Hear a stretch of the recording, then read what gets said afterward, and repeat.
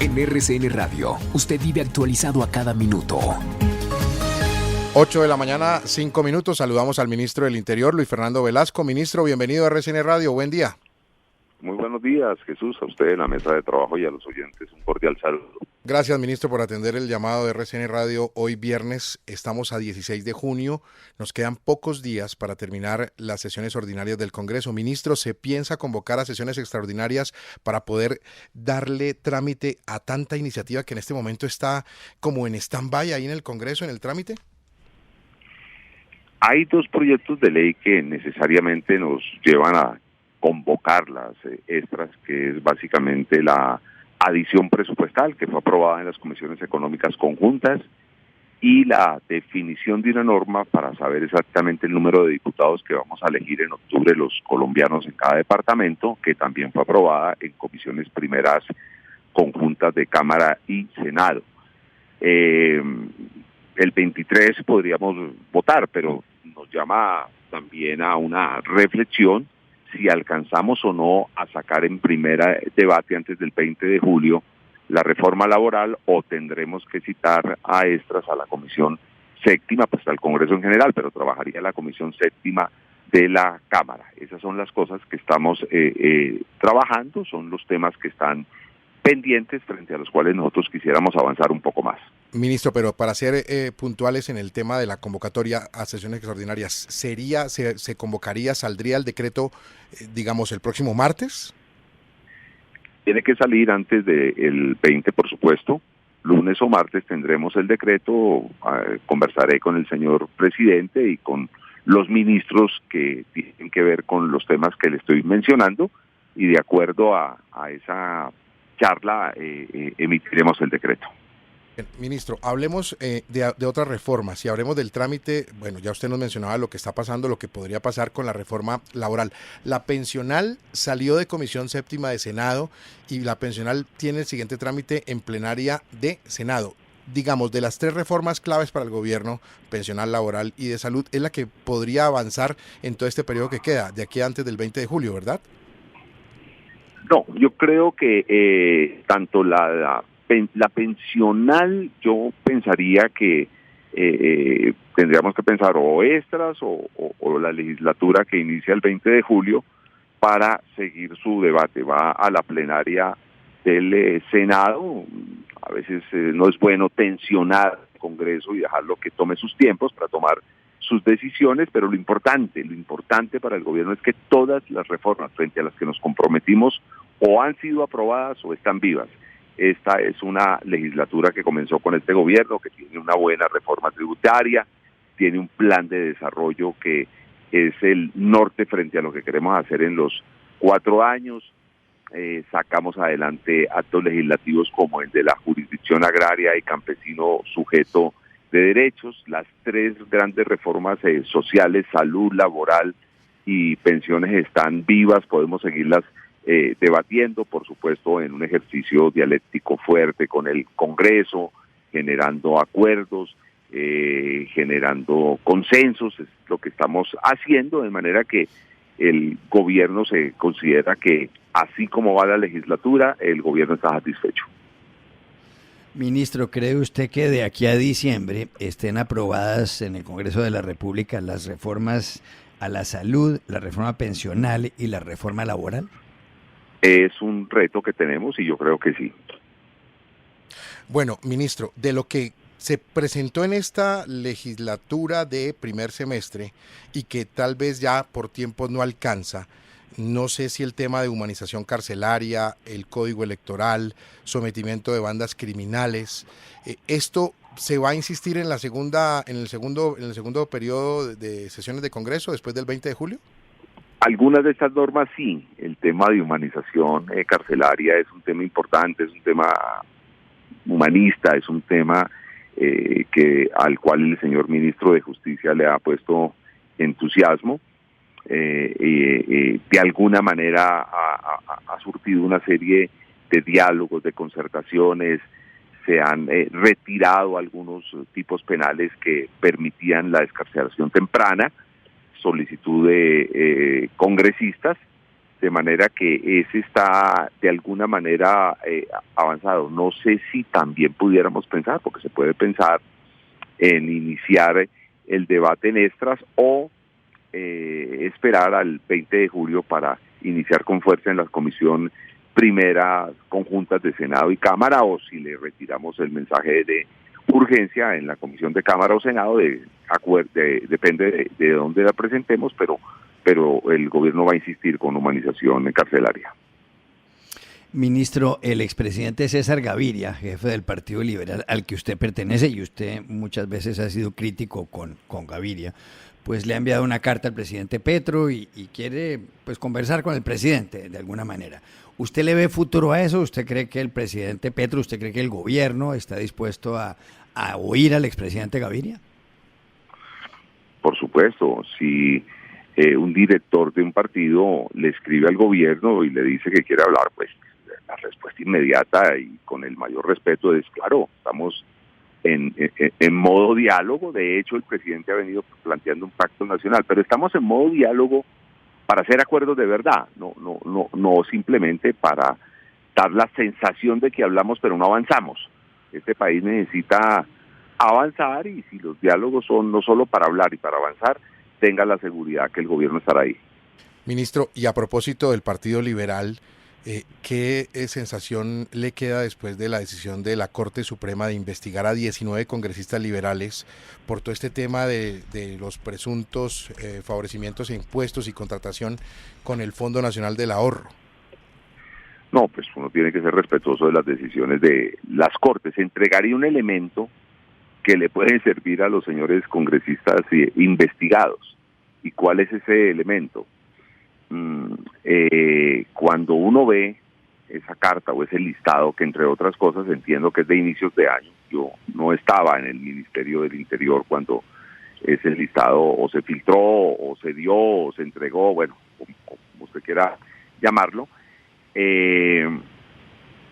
quienes encabezan ese listado, que también tengo que decir con claridad que no sé si sea cierto o no sea cierto ese listado, si sea original o si sea falso, pero de todas maneras quienes encabezan ese listado precisamente han sido quienes más se han opuesto a las reformas del gobierno. Sonaría extraño que el gobierno o un funcionario del gobierno esté entregando contratos o puestos precisamente a miembros de un partido, y esos miembros en particular sean quienes más se opongan a las reformas del gobierno, de manera que ahí dejo un elemento que vale la pena evaluar. Ministro, en las últimas 3 semanas ha habido escándalos protagonizados por personas de la entraña del gobierno. Laura Sarabia, la jefa de gabinete en su momento del presidente Petro, Armando Benedetti, un hombre muy próximo al presidente en la campaña y luego embajador en Venezuela. El presidente los desvinculó del gobierno cuando todo esto se supo y están bajo investigación por cuenta de unas chuzadas que todo el país conoce.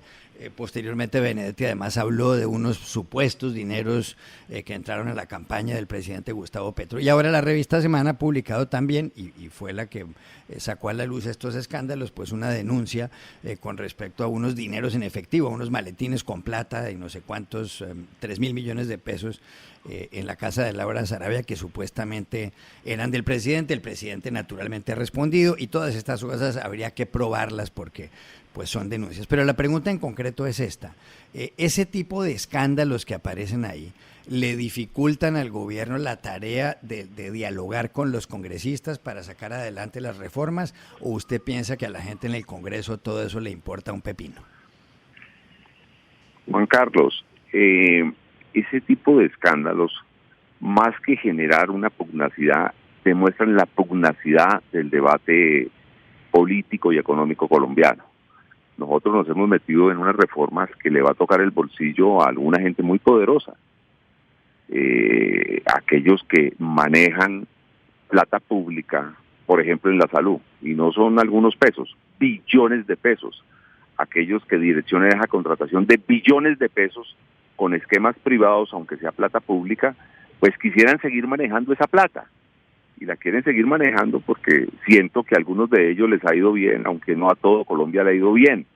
Cuando uno tiene un negocio para manejar un fondo privado de pensiones de cientos de billones de pesos, pues evidentemente uno quisiera mantenerlo, porque si se metió en el negocio es porque es negocio, y porque es buen negocio. Nadie se mete en un negocio de esas magnitudes si no es buen negocio. La pregunta que yo me haría es buen negocio para los dueños de los fondos de pensiones, pues que lo hacen legítimamente y que están habilitados para hacerlo. Yo no critico ni quiero dejar dudas sobre la transparencia de ese negocio. El problema es que estructuralmente ese negocio de alguna manera, el modelo para que ese negocio funcione hace que muchos colombianos no se puedan pensionar.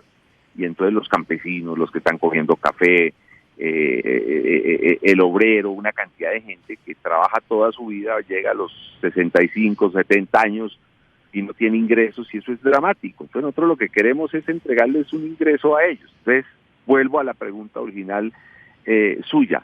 Más que generarnos pugnacidad demuestra la pugnacidad del debate en Colombia.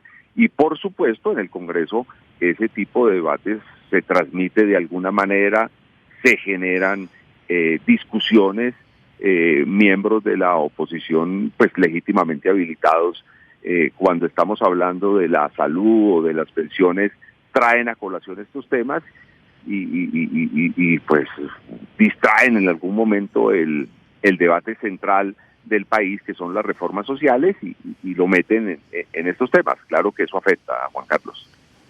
Ministro, pero ¿por qué cree usted, y me refiero a lo que usted me ha respondido, por qué cree usted, parece que como por principio, en el gobierno hubiera una filosofía en contra de la libertad de empresa? Usted sabe perfectamente bien que sin las empresas no existiría el mundo occidental, así de sencillo, ni este país tampoco. Entonces, ¿por qué parece como que la idea es que las empresas hay que acabarlas? ¿Por qué parece que no entendieran que evidentemente hay empresarios y empresas que lo hacen mal, y empresarios que acaban en la cárcel, y empresarios que roban dinero, pero también hay empresas que lo hacen bien? ¿Por qué si una empresa que lo hace bien y contrata con el Estado y gana dinero no puede seguir trabajando como tal? Se lo pregunto porque da la impresión de que fuera una especie de principio de filosofía política que pues en Occidente suena absurdo. No, Juan Carlos, venga, déjeme explicarle detenidamente. Primero, este país necesita más empresarios, pero de verdad empresarios, que innoven, que hagan algo distinto, que a cambio de enriquecerse manejando la plata del Estado, se inventen la cura de una enfermedad, descubran la cura de una enfermedad, hagan unas máquinas que hagan que cosechar café sea más ágil, o sea, que le metan productividad. O sea, el sector productivo de un país tiene que ser innovador. Ese es el sector que nosotros queremos ver, que diseñen mejor confección, que diseñen carros, que hagan tecnología. O sea, ese es el empresariado que nosotros queremos ver, y el modelo económico lo fue acabando porque nosotros tomamos la torpe decisión de creer que era mejor seguir trayendo todo de afuera, y fuimos desindustrializando el país. Lo que quiere este gobierno es todo lo contrario, es industrializarlo, es que nos volvamos los primeros o estemos entre los 5 primeros productores de hidrógeno verde, que es el combustible que va a mover al mundo en los próximos años, que esos parques eólicos de La Guajira por fin funcionen, echen para adelante, produzcamos energías limpias, hagamos cosas de verdad de empresarios. Cuando usted me habla del tema pensional, se lo voy a poner de la siguiente manera. Hoy el sistema pensional colombiano concentra subsidios de toda la sociedad en unas megapensiones de una gente que no hizo el suficiente ahorro como para recibir esas megapensiones que están recibiendo. Y esas megapensiones le quitan las posibilidades a personas que hoy no tienen ni un centavo en su bolsillo y tienen 70 años y trabajaron toda la vida y no van a tener pensión. Entonces, el problema no es quién maneje la pensión, porque en algún momento, y se lo quiero decir, incluso si el ahorro lo maneja el Estado colombiano, tendrá que buscar, y estoy completamente de acuerdo con usted, a especialistas financieros que le manejen esos ahorros para que esos ahorros rindan y no se pierdan, se cuiden, crezcan. Pero una cosa es eso y otra cosa es el modelo pensional que hace que en Colombia muy pocos colombianos se pensionen. De eso estoy hablando. Yo no estoy hablando contra el sector privado, ni más faltaba. Pero ministro, su posición es contradictoria porque en los fondos privados de pensiones la gente se jubila con la pensión que sea resultado de sus aportes. Y en cambio el proyecto de reforma pensional que presenta el gobierno no toca ninguno de los regímenes especiales que producen esas megapensiones que usted está señalando, donde los que se pensionan no hacen los aportes correspondientes. Ninguno, ni uno solo de esos regímenes se toca en la reforma pensional. Ninguno, ni el de los docentes, ni el de la fuerza pública, ni el de los magistrados, ninguno se toca, todos quedan igualitos. De manera que uno no ve... No. Las pensiones de los congresistas le tocan, las pensiones de los congresistas le tocan.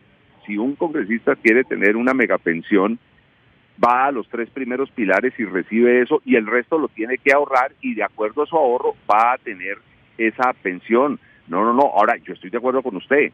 Yo hubiese querido que algunos regímenes excepcionales también se hubieran tocado y en algún momento se tendrán que tocar. No se tocaron esta vez, pero las megapensiones no están en los maestros, señor. Las megapensiones no están en los maestros, no confundamos. Sí hay megapensiones en el Congreso y en la rama jurisdiccional, y tengo la impresión que la regla general va a cambiar ese elemento. Le voy a entregar a usted, voy a escribir algo sobre eso, porque la regla general, acuérdese que hubo un acto legislativo reciente, y cuando hablo reciente, de los últimos 10 años, que generó una regla especial en donde la gente se termina pensionando con el promedio de los últimos 10 años. Eso va a cambiar, y al cambiarlo, en los 3 primeros salarios, pues se mantiene, y de ahí en adelante, si usted quiere mejorar la pensión, usted puede ahorrar,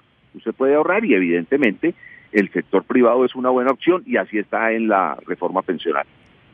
Ministro, ninguno de los regímenes especiales se toca en la reforma, ni uno solo. ¿Ministro? ¿Aló? Sí, ministro, le estaba hablando Rafael Nieto. ¿Alcanzó a escuchar la pregunta de Rafael Nieto, ministro? Perdón. No, yo le digo, estoy completamente de acuerdo, pero las megapensiones sí se tocan. Las pensiones de los congresistas van a cambiar con esta reforma pensional, y le mando un ejercicio y le demuestro cómo cambian. Muy bien. Ministro, finalmente, le cambio de tema y agradeciéndole el tiempo que ha tenido con los oyentes de RCN Radio. El gobierno colombiano estaría buscando crear un fondo internacional multidonante para poder financiar al ELN, y con esto se plantearían algunos beneficios económicos a los integrantes del ELN en cuanto a que así podrían dejar de extorsionar y secuestrar. ¿Esta noticia es verdad, ministro?